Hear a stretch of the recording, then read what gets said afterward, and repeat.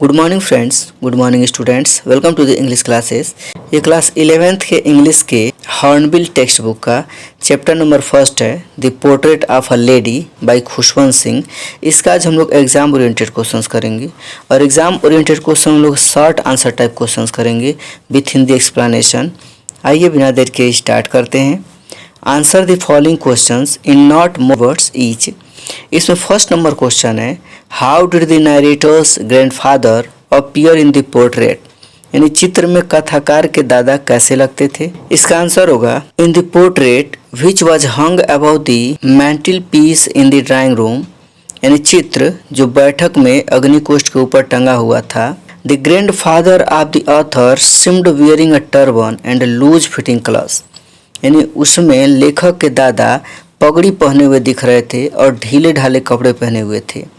His long white beard covered the best part of his chest and he looked at least 100 years old। उनकी लंबी सफ़ेद दाढ़ी ने उनकी छाती का अधिकतर भाग ढक रखा था और वे कम से कम 100 वर्ष के लग रहे थे। इसमें सेकेंड नंबर क्वेश्चन है, describe the happiest half hour of the day for the grand mother, यानी दादी के दिन के आधे घंटे के सुखांत समय का वर्णन करो। तो इसका आंसर है फॉर द ग्रैंड मदर, यानी दादी के लिए the happiest half hour of the day, यानी दिन का सबसे खुशनुमा आधा घंटा, was the time when she used to feed sparrows in the courtyard of their city house. वह समय होता था जब वह अपने शहर वाले घर के आंगन में चिड़ियों को खाना खिलाती थी। Thousands of sparrows used to come there and with chirpings picked the bread crumbs given by the grandmother and sat over her shoulders and head। यानी हजारों चिड़िया वहाँ आ जाया करती थी और चहचहाहट के साथ दादी के द्वारा दिए गए रोटी के टुकड़ों को उठाती थी तथा उनके कंधे व सिर पर बैठ जाती थी। इसमें 3 नंबर क्वेश्चन है, how did the narrator and the grand mother become good friends, यानी कथाकार व दादी अच्छे मित्र कैसे बने।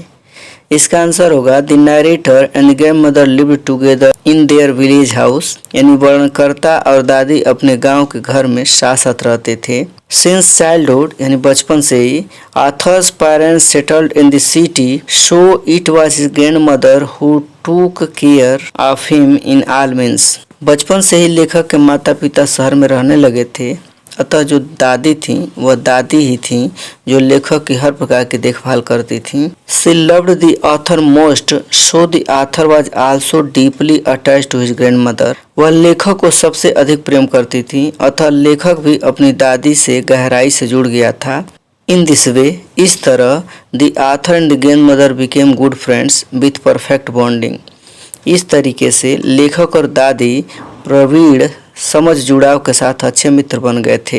इसमें 4 नंबर क्वेश्चन है, Y could the grand mother not walk straight, यानी दादी सीधे क्यों नहीं चल सकती थी। तो इसका आंसर हो, the grandmother in the chapter the portrait of a lady was obviously an old lady, यानी पाठ the portrait of a lady में दादी प्राकृतिक तौर पर एक बूढ़ी महिला थी।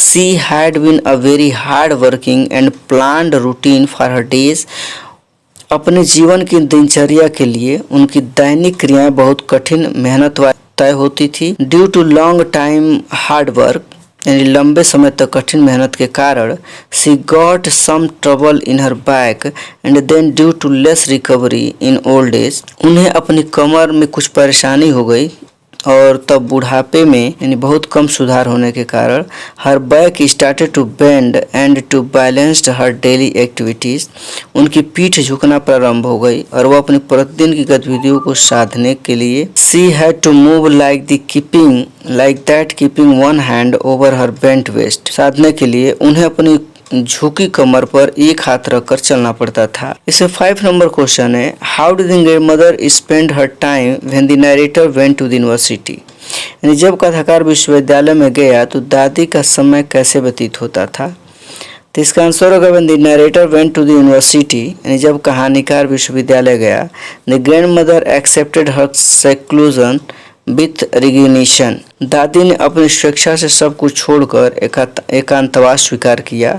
आफ्टर इट, उसके बाद, she rarely left her spinning wheel to talk everyone, उन्होंने किसी से बात करने के लिए मुश्किल से ही अपना सूत काटने का चक्रा छोड़ा।